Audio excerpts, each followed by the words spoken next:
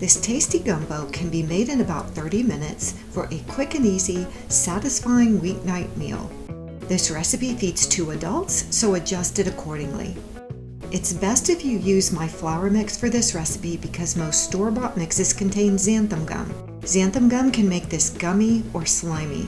My flour mix with no xanthan gum works great in recipes like this as well as in white sauces.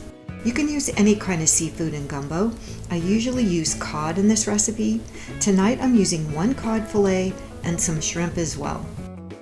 In a Dutch oven or stock pot, add 2 tablespoons of oil. I'm using avocado oil, along with your chopped onion, celery, and bell pepper. If your bacon is not cooked, you can add it here. Then add the minced garlic.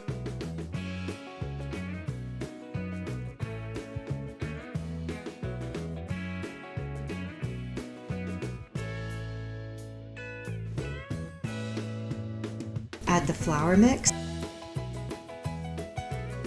and the chicken broth, whisking over medium-high heat until this thickens.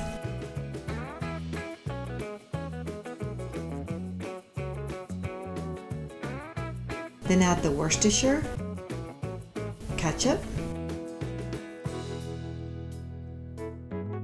thyme and rosemary, salt, bacon,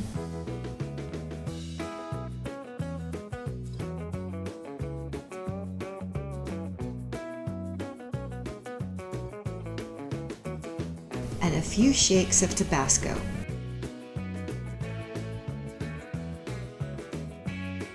Add your seafood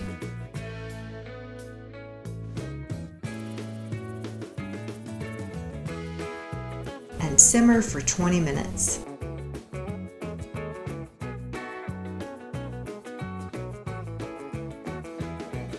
Then serve your gumbo over rice for a tasty meal.